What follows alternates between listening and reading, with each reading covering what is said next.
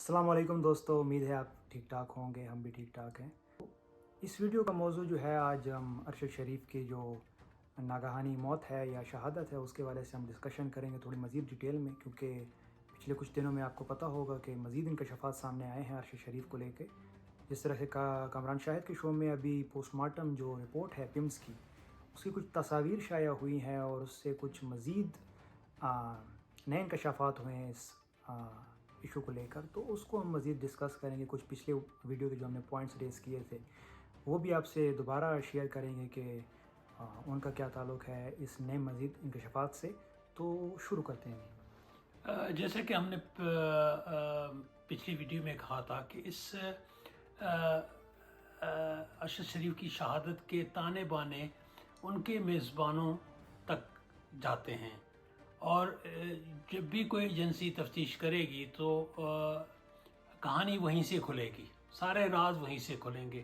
اب بہت ساری باتیں ہو رہی ہیں میڈیا پہ، لیکن آج تک اس موضوع پہ کسی بھی صحافی نے نہیں کہا کہ وہ لوگ ایک تربیتی مرکز بھی چلا رہے تھے، اور تربیتی مرکز جو تھا وہ اسلحہ چلانے کا تربیتی مرکز تھا، شوٹنگ رینج۔ اب دیکھنے کی بات یہ ہے کہ کینیا جیسے ملک میں کتنے لوگ افورڈ کر سکتے ہیں کہ تربیتی مرکز میں جا کے شوٹنگ کی تربیت حاصل کریں، اور کتنا پے کر سکتے ہیں وہ۔ اور جب وہ ایک کاروبار ہے، آپ نے 30 لوگوں کی رہائش کی جگہ بنائی ہوئی ہے، بہت بڑا فارم ہاؤس لیا ہوا ہے، اس کے ایکسپینسز ہوں گے۔ جب آپ وہاں پہ لوگوں کو شوٹنگ کی تربیت دیتے ہیں تو وہاں پہ لامحالہ آپ کے پاس ایس ایس جی یا آرمی کے شارپ شوٹر ہوں گے، اور معقول رقم کا سورس بھی ہوگا۔ جی، نشانہ باز، اچھے نشانہ باز ہوں گے، ان کو بھاری تنخواہیں دے رہے ہوں گے، اور جب ان کو تنخواہیں بھی دے رہے ہیں تو ان کے لیے آپ کے پاس فنڈز کہاں سے آ رہے ہیں؟ بہت امپورٹنٹ پوائنٹ ہے۔ کینیا میں تو لوگوں کے وسائل اتنے نہیں ہیں، غریب ملک ہے، ظاہری بات۔ تو اگر ایک مفروضہ ہے ہمارے پاس ابھی اس وقت اس کا کوئی ثبوت نہیں ہے کہ کیا کہیں ایسا تو نہیں ہے کہ باہر کے ممالک سے لوگ کینیا وزٹ کے بہانے جاتے اور وہاں پہ تربیت حاصل کر کے دوسرے ممالک میں غیر قانونی کارروائیاں کرتے، کیونکہ کسی کو دوسرے ملک میں جا کے تربیت حاصل کرنے کے لیے قانونی کام کرنے کے لیے ضرورت نہیں ہوتی۔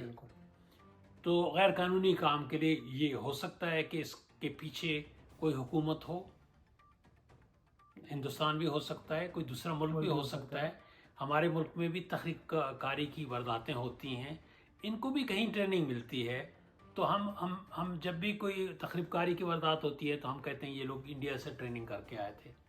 تو انڈیا کا ویزا ملنا انڈیا بہت کا مشکل ہے، ویزا، پھر انڈیا جانا، پھر اس چیز کو چھپانا بڑا مشکل کام ہے، لیکن یہ آسان کام ہے کہ بندہ اٹھے یہاں سے امارات کی امارات ایئر لائن میں بیٹھے، دبئی جائے، دبئی سے کینیا جائے، وہاں پہ 1 مہینہ 20 دن فارم ہاؤس میں موجیں اڑائے اور تربیت حاصل کر کے واپس آ جائے۔ تو یہ کہیں ایسا کام ہو رہا تھا، اور یہ تفتیش کی ضرورت ہے، اس مزید تفتیش کی ضرورت ہے۔ اور ایک عجیب بات جو مجھے لگ رہی ہے، ہم بات کرتے ہیں کہ جی یہ پولیس مقابلہ جو ہے وہ ڈھونگ رچایا گیا، صرف یہ ایک ڈھونگ نہیں ہے، اس کہانی میں کئی ایک ڈھونگ ہیں جو ہم سے چھپائے جا رہے ہیں۔ پہلی بات یہ ہے کہ جب ارشد شریف شہید کی شہادت ہوئی تو اس کے ساتھ خرم خان نے سب سے پہلے جو ایئر وائی کی انتظامیہ کو اطلاع دی، لیکن پورا دن ہمیں وہ ایئر وائی یہی کہانی سناتا رہا کہ حادثہ ہوا ہے۔ تو کیا یہ ساری بات ان کو جب پتہ تھی، حقیقت تھی، تو اس بات کو چھپانے کی کیا ضرورت تھی؟ دوسری بات یہ ہے کہ جب اب یہ دوسرا پوسٹ مارٹم ہو رہا ہے تو دوسرے پوسٹ مارٹم سے ہمیں بہت ساری چیزیں سامنے آئی ہیں، تو اس پہ سب سے زیادہ تکلیف اسی میڈیا گروپ کو ہو رہی ہے۔ تو دیکھیں، اگر آپ کے سٹاف کا بندہ تھا، آپ کو اس سے ہمدردی ہے، تو اگر حقائق پتہ چلتے ہیں، مزید آپ کو خوشی ہونی چاہیے کہ یہ حقائق تاکہ جو اصل مجرم مجرموں ہے تک جو ہے نا ان کی پہنچنے تہہ کے تک لیے پہنچنے حقائق کے لیے بالکل تک پہنچنا ضروری ہے. تو آپ مختلف توجیہات پیش کر کے تو ان کے جو ان کے رشتہ داروں کو تو ارشد شریف شہید ابھی واپس نہیں آئیں گے اس دنیا بالکل میں, نہیں آئیں. تو ان کو تو جو صدمہ پہنچنا تھا وہ تو پہنچ چکا. لیکن جو لوگ اس کے پیچھے ہیں اگر وہ سامنے آ جاتے ہیں تو ان کو تھوڑا سا انصاف مل جائے گا. انصاف مل جائے گا, کسی حد تک انصاف مل جائے گا, اور ان کو یہ تسلی ہو جائے گی کہ ان ہمارے کا بیٹے ہے کا خون جو ہے وہ رائے گاہ نہیں گیا اور اس کے قاتل حکومت پکڑے نے گئے. پکڑ لیے. تو اب اگر اس طرف پیش رفت ہو رہی ہے تو اس میڈیا گروپ کی کینیا میں بہت اچھی انویسٹمنٹ ہے, بہت اچھی رسائی بھی ہے. بالکل. تو کیا یہ جو ناخن نکالنے والی بات ہے یہ کل پرسوں تک جب تک وہ یہ پیمز کی پکچر لیک نہیں ہوئی ہیں تو یہ کبھی سامنے نہیں ہے, حالانکہ کینیا کی رپورٹ میں بھی یہ ہے کہ 2 ناخن نکالے گئے ہیں. جی. تو 2 ناخن نکالنے ڈی این اے کے تو بہت سارے طریقے ہیں, تو ڈی این اے کے لیے 2 ناخن نکالنے کی کیا ضرورت تھی, کیونکہ ڈی این اے تو آپ کسی چیز کو ٹچ کر کے بھی لے سکتے ہیں. ڈی این اے تو ناک میں جو ہے نا وہ لگا کے بھی ڈی این اے لیا جا سکتا ہے, تو اس کے لیے ناخن نکالنے کی کیا ضرورت پڑ گئی تھی ان کو. اور ایک اور جو کہہ سکتے ہیں کہ بہت ہی حیران و پریشان بات ہے کہ انگلیوں تک ان کی جو ہے وہ جو پیمز کی رپورٹ سامنے آئی ہے وہ تو یہ بھی بتاتی ہے کہ ان کی انگلیاں تک ٹوٹی ہوئی. جی, تو یہ تو چلو اس پہ تو ہم اس وجہ سے نہیں کر سکتے کیونکہ یہ کینیا کی رپورٹ میں اس کا ذکر نہیں ہے. تو ہم کینیا کی رپورٹ کو اگر آگے لے چلتے ہیں تو یہ چیز میڈیا پہ بہت پہلے آ جانی چاہیے تھی کہ چلو یہاں حکومت کسی وجہ سے چھپا رہی تھی, یا جب تک تفتیش مکمل نہیں ہوتی, تفتیش ان کی مکمل نہیں ہوتی تو یہ کچھ معاملات کو روک رہے تھے تاکہ جو قاتل ہیں یا جو اس واردات کے پیچھے لوگ ہیں وہ نہ ہو جائیں, ان کو پتہ نہ چل جائے. ہو سکتا ہے حکومت کے پاس 100 باتیں ہو سکتی ہیں, لیکن کینیا کی رپورٹ جو آج تک میڈیا سامنے نہیں لایا اس کی کیا وجہ تھی؟ کیونکہ اگر یہ بات ہوتی, ایک دفعہ ایک چھوٹی سی خبر چلی سوشل میڈیا پہ کہ ارشد شریف شہید کو پہلے قتل کیا گیا, تشدد کر کے قتل کیا گیا, اس کے بعد ان کی لاش کو گاڑی میں رکھا گیا, لیکن وہ خبر جو ہے میڈیا سے حذف کر دی گئی اور چھپ گئی وہ خبر. اب یہ 3 مفروضے بنتے ہیں. ایک تو یہ ہے کہ پہلے تشدد ہوا, اسے کچھ اگلوانے کی کوشش کی, پھر اگلوا سکے یا نہیں اگلوا سکے, اس کے بعد وہ گاڑی میں بٹھا کے کسی دوسری جگہ منتقل کر رہے تھے, اور اس دوران پولیس کا اتفاقاً ہوا, پولیس کا ناکہ اتفاقاً آیا, اور اس پہ جو یہ لوگ گھبرا گئے اور انہوں نے فائرنگ کی, ارشد شریف کو شہید کر دیا تاکہ اگر پکڑے جائیں تو ارشد شریف جو ہے نا وہ ساری بات سامنے آئے کہ پولیس کی فائرنگ سے شہید ہوئے ہیں, اور جو راز ارشد شریف کے دل میں تھا وہ بھی دفن ہو جائے.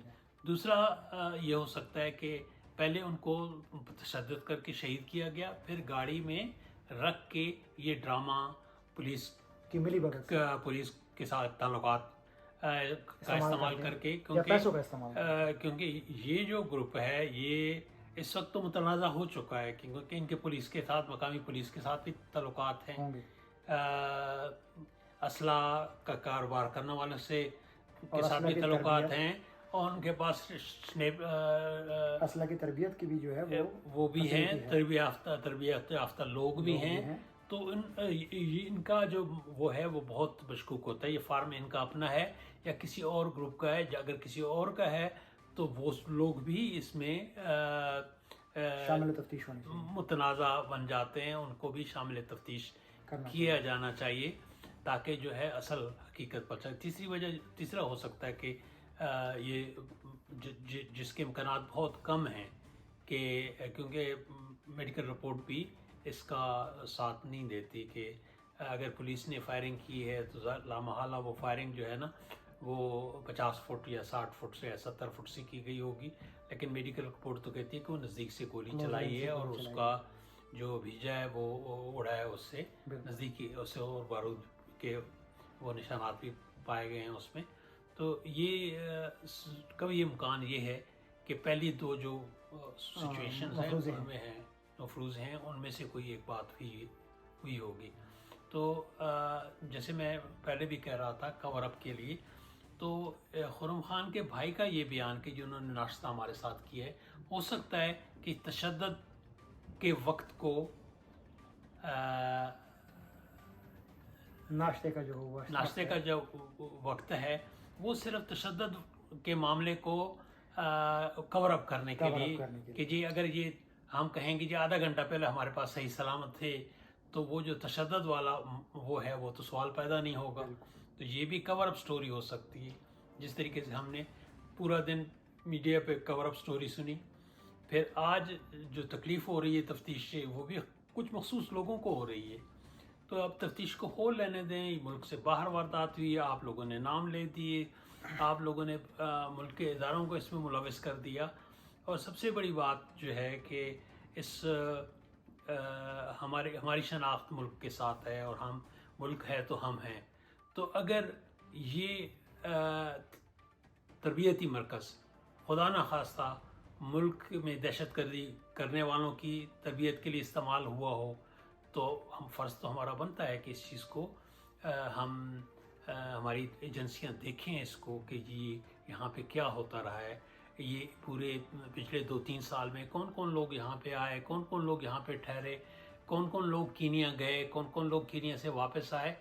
تو بہت ساری چیزیں کھلنی شروع ہو جائیں گی اگر اس موضوع پہ بات ہوئی کہ یہ لوگ کون کون لوگ اس کیمپ میں ٹھہرے.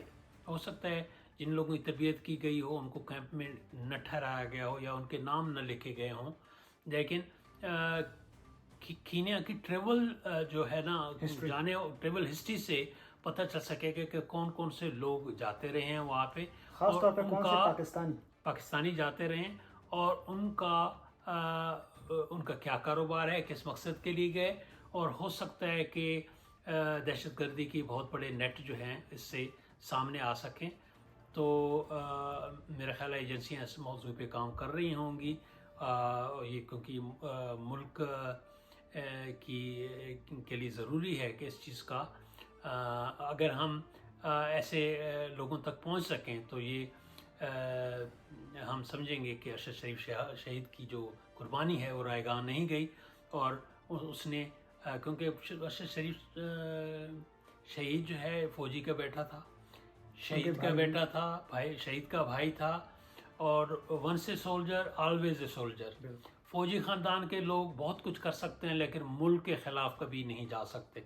اور جن لوگوں کے اس میں خون میں یہ جراثیم ہو، وہ ظاہر ہے کہ ہو سکتا ہے ان کو بھی بہت سارے حالات پتہ چلے ہوں اور وہ ان کا انکشاف کرنا چاہتا ہو، اور اسی میں وہ اپنی جان گنوا بیٹھے.